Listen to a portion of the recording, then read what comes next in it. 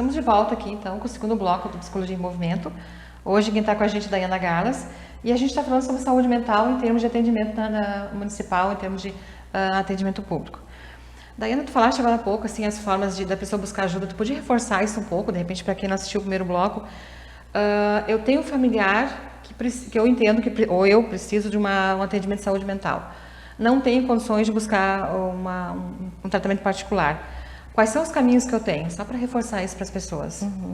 Então é importante, né, quando a gente identifica que a gente está precisando, que a gente vá até uma das unidades de saúde, uma das unidades de atendimento de saúde da família, né, que são os postos. Então a gente tem o posto da Germano, tem o posto Esperança, o posto Industrial, o posto Santo Antônio, o posto Centenário, o do Centro e o da Timbaúva, né? São 7 postos que hoje o município tem.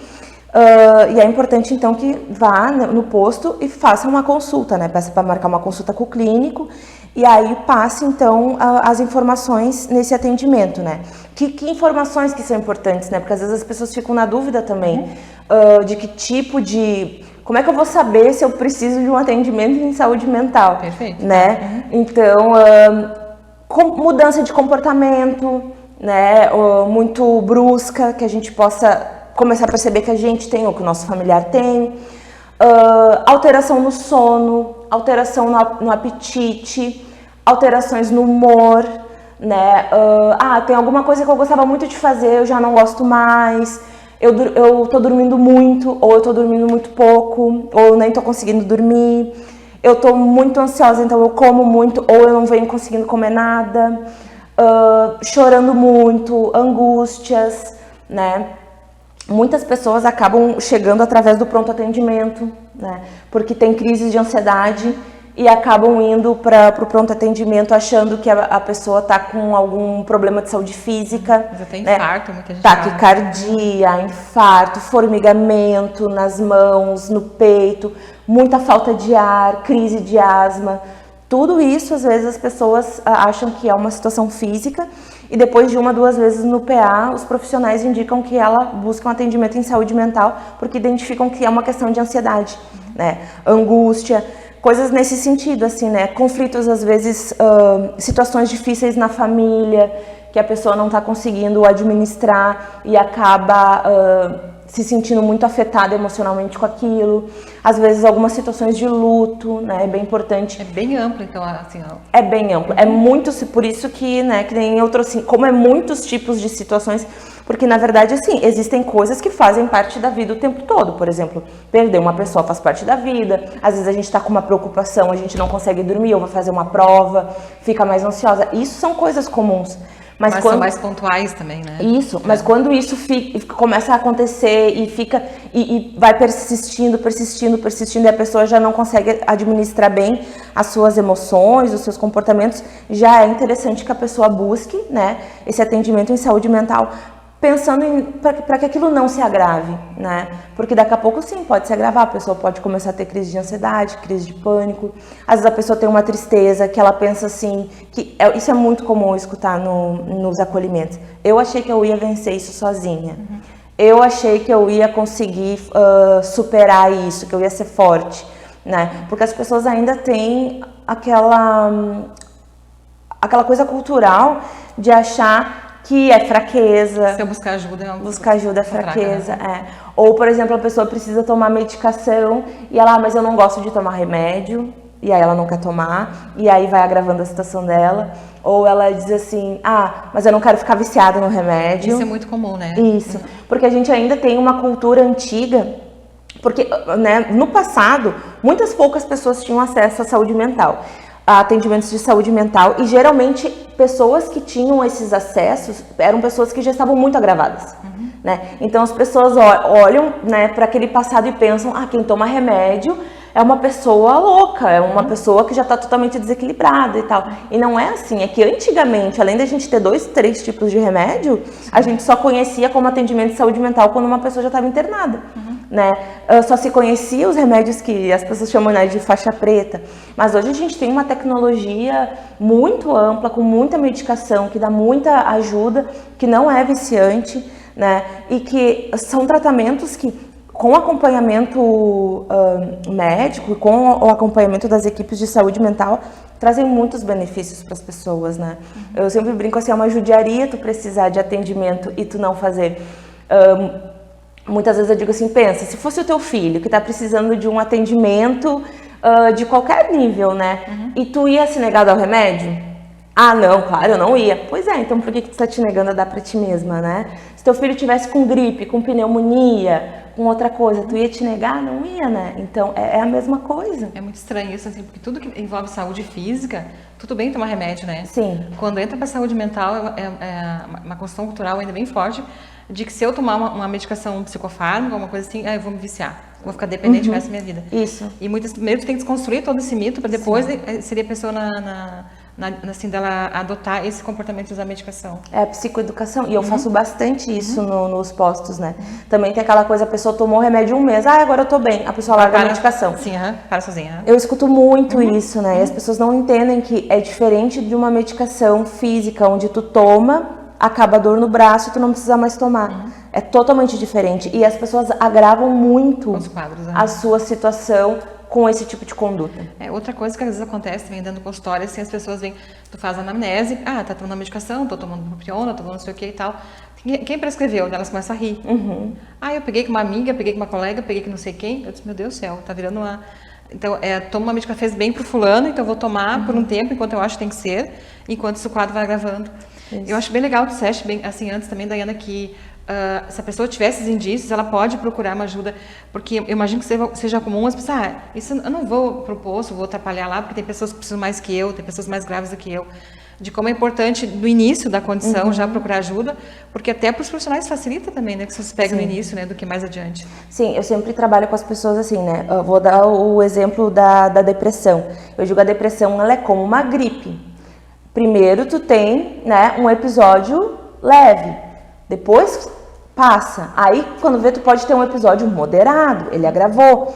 Depois passa, depois tu pode ter um episódio mais grave. Quando vê, desenvolve o transtorno, que é como se fosse a pneumonia. E aí eu vou trabalhando assim com as pessoas, porque muitas pessoas não têm uma clareza, né, desse tipo de condição. Então, a gente vai trabalhando esse tipo de coisa com as pessoas também no posto, né. Então, assim, as gripes não curadas se tornam uma pneumonia.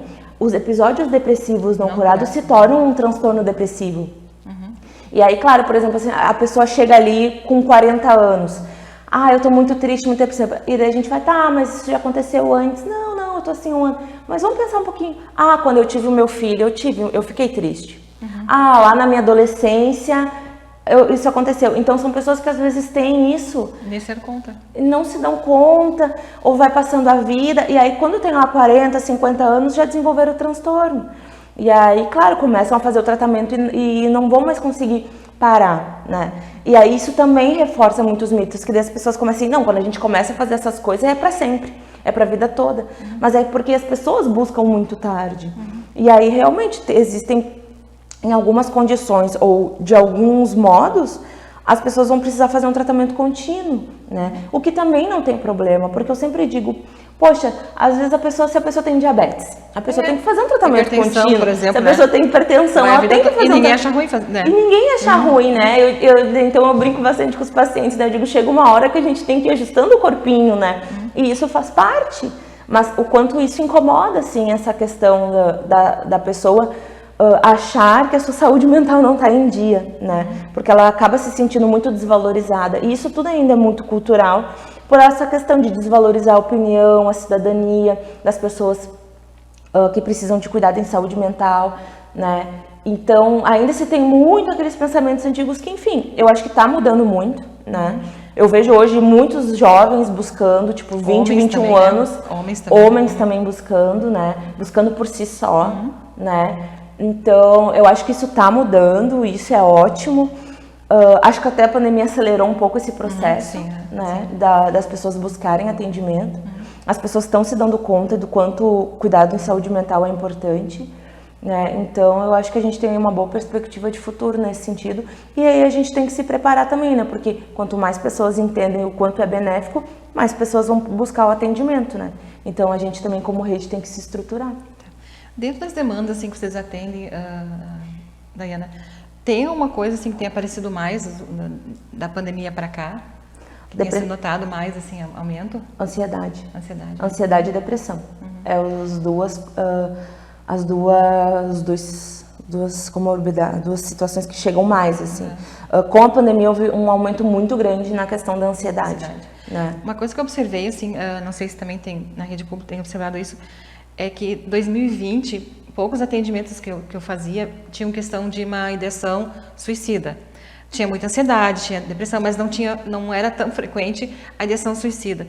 Este ano, eu não sei se é a experiência dos colegas também ou não, esse ano veio muitas pessoas com ideação e com tentativas falhas de suicídio.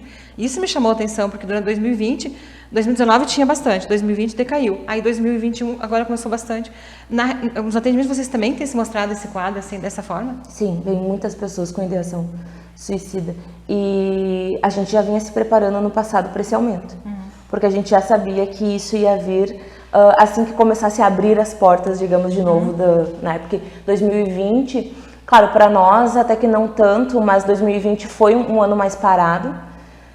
A gente continuou atendendo muitas pessoas, né? Mas, enfim, pela característica de ser ali o setor público, mas a gente já estava se preparando para isso, assim, e a tendência é aumentar. As pessoas estão com muita ideação suicida, muita. Né? Enfim, elas vinham estruturadas de um certo modo, e aí com a pandemia, né, se mexeu nesses modos todos, né, de rotina, de cotidiano, as inseguranças aumentaram ainda mais, então as inseguranças financeiras, a questão de não ter os filhos na escola, então também as pessoas se sentiram menos estruturadas para cuidar dos próprios filhos. Os adolescentes se sentiram muito sozinhos em casa, tendo que assumir coisas que até então não estavam preparados, né? Porque, enfim, as famílias acabaram precisando. Muitas pessoas desempregadas. Então, tudo isso assim foi levando a bastante questão de muitos casamentos terminando. Sim. Né? Porque eu observei também essa questão de aumento de recaídas, pessoas com tratamento de drogadição. Tinha pacientes que estavam evoluindo muito bem, e aí, claro, tem questões muito familiares envolvidas, porque daí tu sai de manhã, tu vai pro trabalho, tu tem contato com amigos, tu tem coisa social. E essa coisa do home office, voltar para o núcleo familiar, que às vezes é adoecido.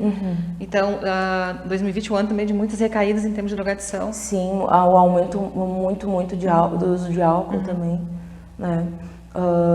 É que nem tu disse, né? Às vezes a pessoa... as pessoas acabaram tendo, né, que limitar muito o seu contato com o externo, né? E aí, aumentando o contato com o interno, acaba aumentando questões, né? Questões dentro tem de conflitos casa. Familiares, ou questões disfuncionais que aumentam, que aceleram. E daí, por exemplo, a pessoa está em home office, a pessoa está com os filhos dentro de casa, não consegue nem cuidar dos filhos direito, não consegue nem trabalhar direito. Aí, daqui a pouco, o marido ficou desempregado, né? Ou a esposa ficou desempregada. Ou daqui a pouco os dois estão juntos ali, passam um tempo demais, né? Se sobrecarregaram muitas pessoas, né? Também. Bom, a gente conversou aqui hoje com a Dayana Galas sobre atendimento de saúde mental no município. Então, reforçando o que a Dayana trouxe, existe uma rede bem importante em Montenegro para a busca de atendimento de saúde mental. A recomendação dela, né, que é funcionária da Secretaria Municipal de Saúde, isso, né? De que se busca o atendimento já quando sentir os primeiros indícios, né? Não deixe agravar. Então, busque seu posto de referência. Isso. E dali, a partir do posto de referência, é feito o encaminhamento. Uma outra pergunta agora, para a gente finalizar. Quando alguém busca, por exemplo, num consultório particular, busca um atendimento, porque muitas vezes a gente tem algum número X de atendimentos sociais, agenda social e tal, e a gente precisa encaminhar para a rede pública. O psicólogo particular pode fazer esse encaminhamento ou igual a pessoa tem que passar pelo posto de saúde?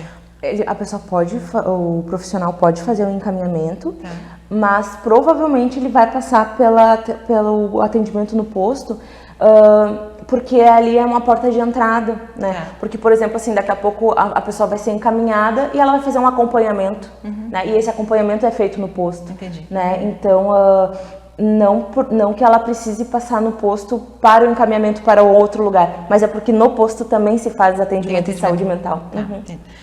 Muito bem, Daiana, obrigada pela Obrigada. participação. Foi muito bom a gente ouvir assim e ter essas informações todas.